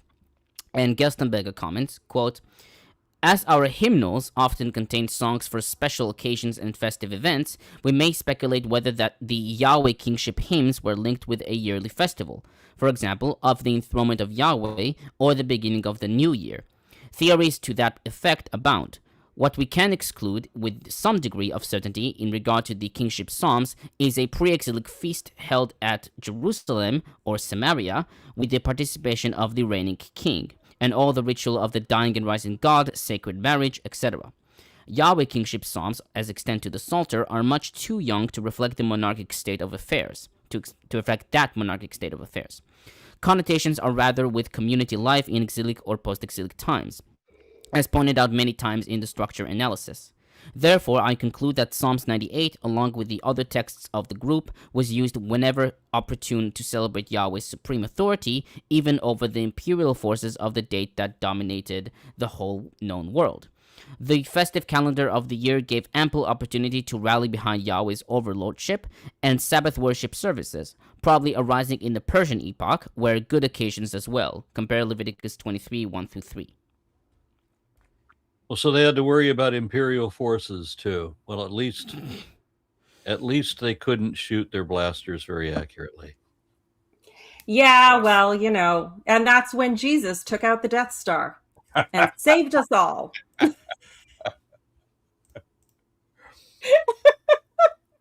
After he kissed his sister, which was weird. Not so much in the Bible. That happens in the Bible a few times. Oh, yeah. All right. Are we moving on then? I think so. Yeah, we can do that. Lawrence, so that's me? yes. Yep. Yeah. All right. Psalm 99. I got 99 problems and a Psalmate 1. Oh my God. The Lord is king. Let the peoples tremble. He sits enthroned upon the cherubim. Let the earth quake. The Lord is great in Zion. He is exalted over all peoples. Let them praise your great and awesome name. Holy is he. Mighty King, lover of justice, you have established equity. You have executed justice and righteousness in Jacob. Extol the Lord our God. Worship at his footstool. Holy is he. Moses and Aaron were among his priests. Samuel also was among those who called on his name. They cried to the Lord, and he answered them. He spoke to them in the pillar of cloud. They kept his decrees and the statutes that he had gave them. O Lord our God, you answered them. You were a forgiving God to them, but an avenger of their wrongdoings. Extol the Lord our God and worship at his holy mountain, for the Lord our God is holy. Now, the cool stuff that I see here relates really just to the imagery surrounding God. And we talked about this before, but he's enthroned upon the cherubim. And we talked about this before. We talked about the statue of Yahweh that would have existed, and how the cherubim would have, I think, kind of made up the sides of the throne, like one wing extending out as an armrest, and then the other wings extending upwards as the backrest. So you kind of see it gets more and more specific, because in verse 5 he specifically says worship at his footstool. His footstool would have been that box, the Ark of the Covenant. That would have been its footstool, while the rest would have been the statue. So you worship at his footstool, but there's still a statue in front of you. And then the callback to the patriarchs, I guess, and to Samuel as well. These very important people in both the Torah and in the Deuteronomistic history. So he comes to them in a pillar of cloud, which is one of his favorite modes of communication. It's very dramatic. It's very like, I'm a wizard. Ooh. God is a drama queen. I'm just saying. He would absolutely be doing drag. Yeah, probably. Good for him. Lots of makeup, lots of lights. Yeah. So many smoke machines. You don't get to declare yourself a wizard. You have to have somebody else say, you're a wizard, Harry. Right, yeah. If they don't say that, you're not a wizard. Yeah. Well, Okay. I mean, I would say he's just a drama queen, but you know. I guess Tomer doesn't have any commentary No, for I this one? don't. No, I don't. None whatsoever. Okay. Gerstenberger notes that Psalms 99 lauds Yahweh's overlordship, as I've seen verses 1 and 2, extols the giving of Torah to Jacob, verses 3 and 4, and gives a lesson to the community on God's communication to his people, verses 6 through 8, letting the congregation participate with hymns and shouts of adoration. He writes that this complex structure is far from plain hymn singing. He notes that worship assemblies in the exilic post-exilic age developed this type of hymn inspired by congregational values and concerns, and adapts to communal ceremonial structures with their liturgists and choirs teaching. He writes that the emphasis on the Torah brings to mind the religious situation of early Jewish congregations from Babylonia to Egypt that defined themselves by way of Yahweh's revelation through Moses and other ancient leaders. Terrier notes that the poet of Psalms 99 differs from the authors of Psalms 96 to 98, for he stresses his professionalism. He writes that as a member of the functionaries who sing and play in the cultic ceremonial, the poet remains rather vague about the relation between the nations and Israel, even in the eschatological perspective. He writes that the most likely date for this psalm is the Persian period, when the Second Temple had been erected and solemn ceremonies had been held there. He adds that some elements of the psalm, however, may have come from pre-exilic times. Zenger writes that the artful structure of the psalm, its key words and motifs interlinked with its neighboring psalms, and its intertextual play with numerous other texts, make improbable the hypothesis that call for a multi-layered history of origins for this psalm. He writes that the psalm is a document of post-exilic theology, probably at the end of the 4th century. He quotes from Skoralik, quote, "The weightiest argument for this is presented by verses 6 through 8. They can be coherently understood as rereading of the Pentateuch and the former prophets, Joshua through 2 Kings. Dependence on these two text complexes excludes any dating of the psalm in the pre-exilic or exilic period. The perspective of the rereading in verses 6 through 8 also implies a strong interest in the priesthood, including the aspect of its institutional continuity. In contrast, the rest of the psalm is silent, even in verse 4, about the institution of kingship. These two things taken together readily permit the text to be placed within the situation of a society organized in a subnational fashion, and thus without a king, and led primarily by priests, as was most probably the case in post-exilic Israel." Mm-hmm.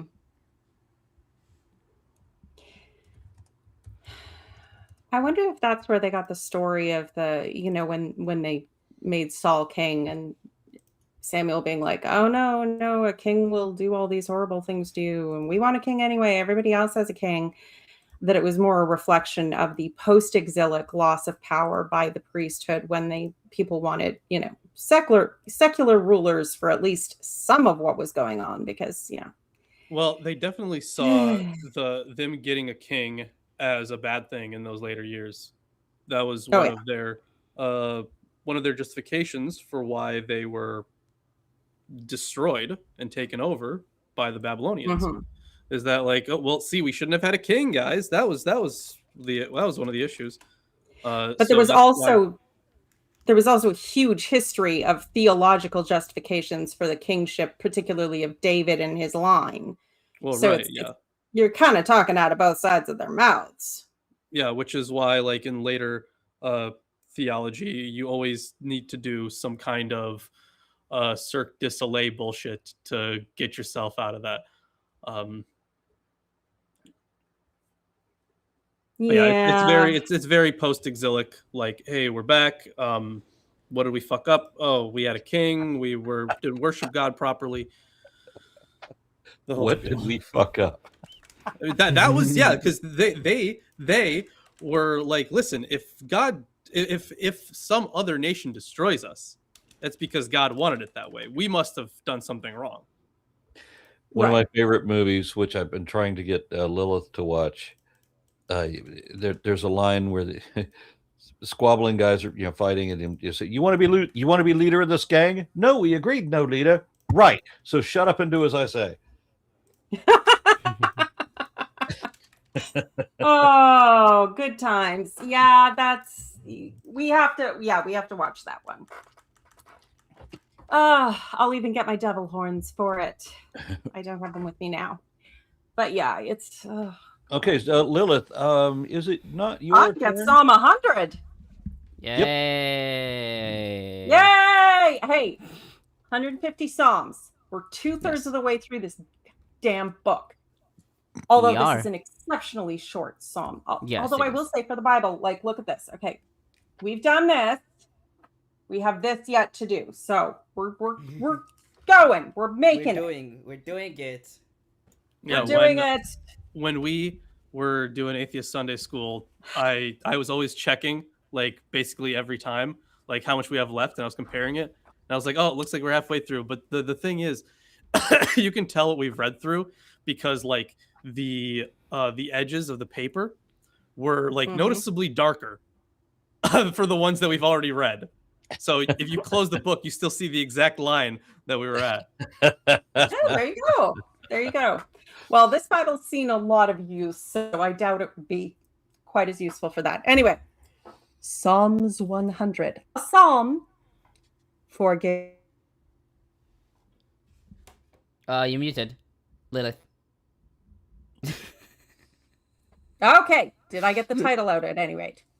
Read it again. Yes. A psalm for giving thanks.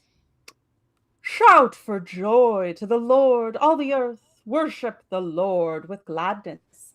Come before him with joyful songs. Know that the Lord is God. It is he who made us, and we are his. We are his people, the sheep of his pasture. I swear I read that line already.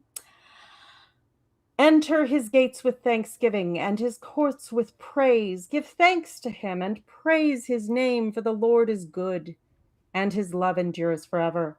His faithfulness continues throughout all generations. Well, we obviously know that part's bullshit, but this is like the most like generic. You keep muting yourself, Lilith. It couldn't even continue through Tuesday, his faithfulness. So. Oh right, yeah. But this is such a generic psalm. Like when you think of psalms, this is like the quintessential kind of psalm that you think of. It's so basic and bland that it. I mean, I got nothing. It's so lame. This is literally sucking God's dick in A minor. At least it's short. Isn't literal. Right. Yeah. But of course, we have to remember that literally means figuratively. So welcome to English. Yeah. So Salman, is it Sailman? Sailman 1. Sailman 1, yes. Yep, Sailman 1 offers $4.99 and says, Aaron, you should listen to the Finnish metal band Nightwish. I've been listening to them for 20 years. The unknown band Nightwish. Yeah. Yep, well, thanks for the tip. All right, and Okay. Tomer? Yes, so Psalms 100 is generally taken to be a hymn. Gerstenberger labels Psalms 100 as an introit, with the Psalms function and setting perhaps being the same as that of comparable texts in worship today. He writes that verse 3 gives evidence to the communal and liturgical origin and use of the song, with verse 3 BC being the response of the congregation, while verse 3a is summons, remembrance, and exhortation. He writes that our psalm probably functioned as just another element for community worship in early Judaism. Zenger writes that Psalms 100 may have originally been the planned conclusion to an independent composition comprising the 5 Yahweh is King Psalms, 93, 95, 96, and 98, which possibly had a liturgical Zitz im Leben in the fall festival at the Second Temple. He writes that it is possible to read the composition made up of these 5 psalms as a dramatically staged ritual, so that a cultic performance is entirely possible. Psalms 94, 97, and 99 were inserted later, each at a theologically or dramaturgically appropriate point. Terrien writes that the lack of a precise superscription implies that Psalms 100 did not belong to any preliminary psalters. As a liturgical introit, it belongs to the ceremonial of the Second Temple. He writes that the theology of the great prophets that seems to have been absorbed by the poet belongs to the group of psalmists who affirm the universal openness of Deutero-Isaiah. And Tate comments, quote, "The date of Psalms 100 is a matter of guesswork. Its general nature and traditional language does not help much. Howard notes that the psalm is too short and too lacking in distinctive lexical features for much help in dating on the basis of lexical criteria, but he considers a pre-exilic date to be a reasonable guess. Verse 4 may be used to indicate that it was written while a temple was standing, verse 4 may be used to indicate that it was written while a temple was standing, but which temple? The one before 587 BCE or the one after 515 BCE? I cannot share the confidence of Ostele, who says the date is certainly post-exilic, quote-unquote. Kraus, too, thinks it is post-exilic, although he is more restrained. But the present form of the psalm and its position in the Psalter probably represent the post-exilic period. Its original composition may have been much earlier, or it may be a part of a longer psalm from an earlier date, as is perhaps Psalms 93. Or it may be a free composition drawn from traditional language and composed for some liturgical purpose in the post-exilic period, possibly for the celebration of Yahweh's kingship in the Festival of Tabernacles." We keep using the term liturgical. I don't know, the chat can answer me, how many people understand what that means.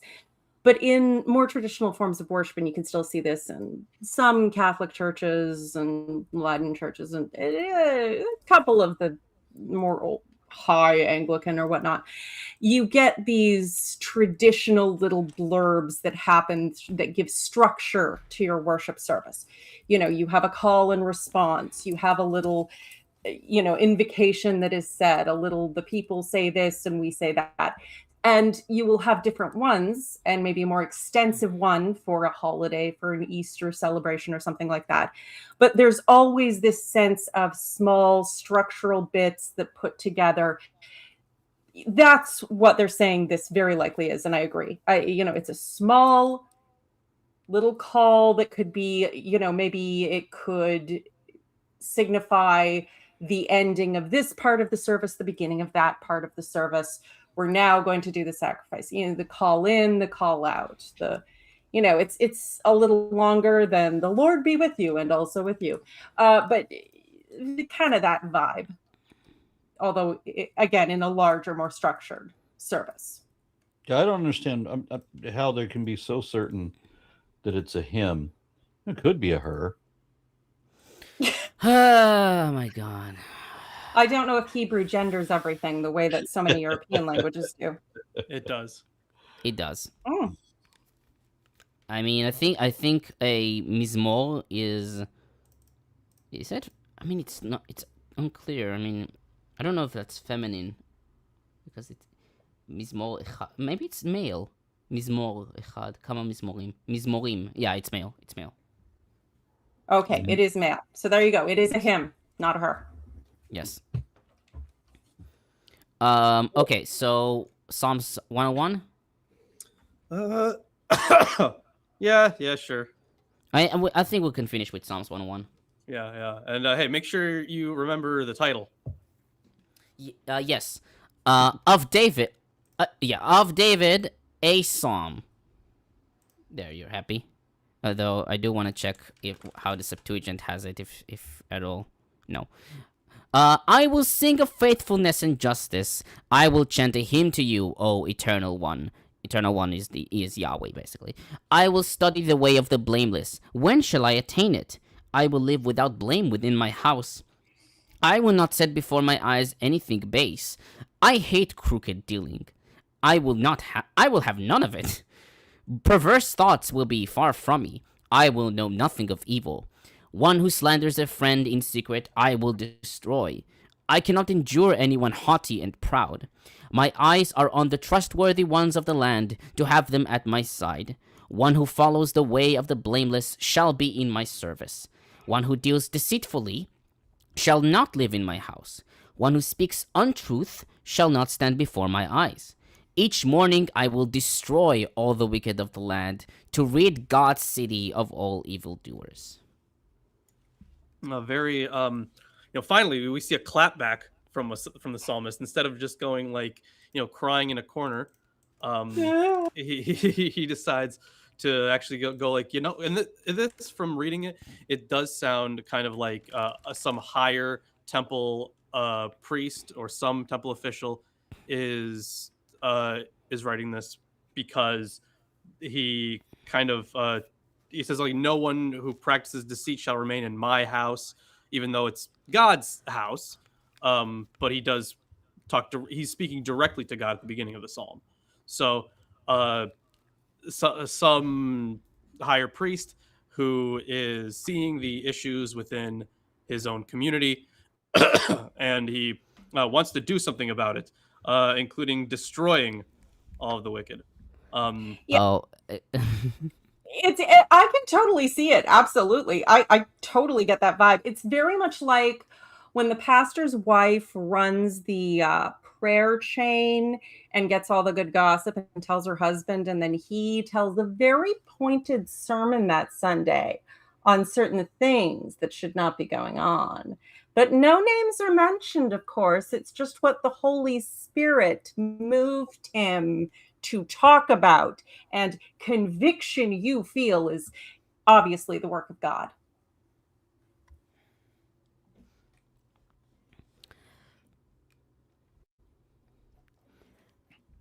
Okay, so Psalms 101 is often classified as a royal hymn. Oh, by the way, because we're starting with Psalms 101 in the World Biblical Commentary, I'm starting with Leslie C. Allen's commentary on the Psalms. So instead of Tate, we now have Allen. So Psalms 101 is often classified as a royal hymn. Hosfeld notes that form and genre criticism has had difficulty indicating the psalm's place either in worship or in daily life. Coronation liturgy, admission of the king to the temple in the sense of an entrance liturgy, or a kind of declaration of rule or mirror for kings, quote-unquote. He notes that more recently there has been a complex literary critical solution proposed along the lines of traditional form and genre criticism. Quote, the basic stratum, a fragment of royal declaration of the principle of his personal policies from pre-exilic times, was revised after the exile into a psalm prayer, quote, by a priestly official who thus expressed his religio-political or religious goals, end quote, according to Saybold.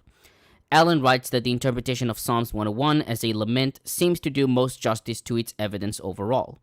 It can explain the hymnic introduction and take seriously the question of verse 2, which otherwise is either emended away or virtually ignored.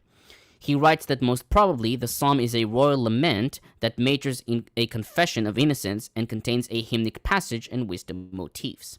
He notes that the hymnic introduction has the function of a motivation for the interrogative prayer. He takes the background to be political distress, and to understand the psalm as a cultic lament composed for use at such times. Gerstenberger notes that reflection about the righteous and unrighteous had been going on from early times in the exilic and post-exilic Israelite community, and the education of younger and older people had always been closely linked with congregational assemblies and worship services.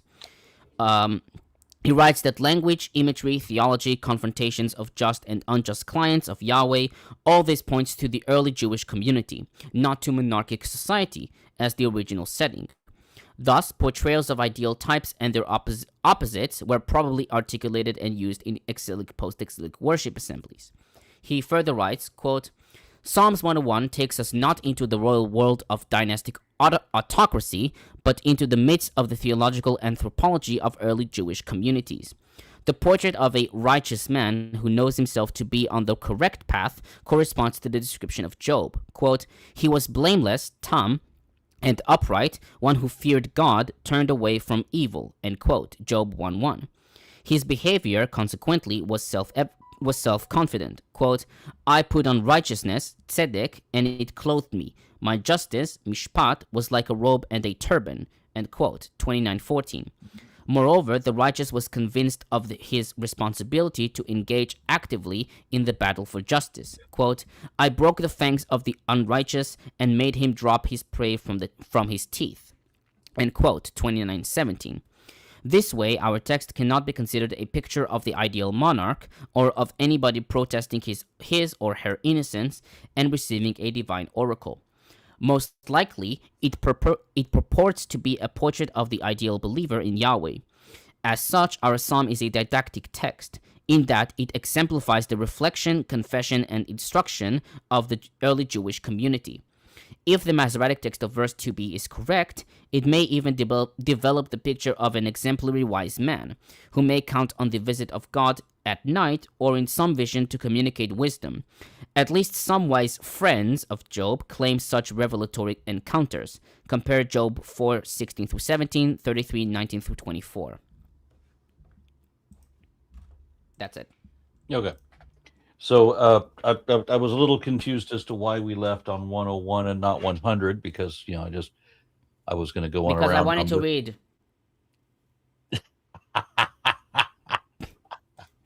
Very good. So this coming Saturday, we will be doing... Yes. Yes. Okay, so Psalm 102. All right, then. I'll set up for that. And with nothing more to say... Oh, I have plenty to say. Hey, make sure you join the Discord. Before that... Behold! Behold! Okay, my unfinished journey says, Hail Aaron and Panel, and hail sleeping in God's house. And then my unfinished sock, my unfinished sock, which always suspiciously follows my unfinished journey, says, don't get 7.5 hours of sleep. Like and share the stream instead. Thank you so much. I've been getting like 5 hours of sleep a night recently. Yeah, I hear you. I got some medical issues that keep waking me up. I got some appointments though. So I spent most of last Saturday in the ER actually. They did give me some meds which do help. But I have an appointment on June 8th. Luckily, don't worry. Luckily, it's nothing like immediately dangerous because they did the CT scan. So nothing immediately dangerous. Yeah, okay, well that's good. I've just decided to be healthy from now on because I can no longer afford to be sick. Right, yeah. America. Yeah. America. Oh, I'm sorry, your country sucks. Yeah, well, it's gonna get worse. Okay. Sadly, yes. Very true. In any event, yes. Yep. Make sure to go and join the Behold Network Discord. Behold! Tomer, you have to say it. Hime. Yeah, close enough. Okay. Just not a team player, that Tomer. No, that was a team player. Yesterday I was at a meeting at a company, and the manager told me that I'm an absolute nonconformist. I would believe that. Yes. All right, but that's all the stuff I gotta say then. Okay. Well, then I got something to say. Good night.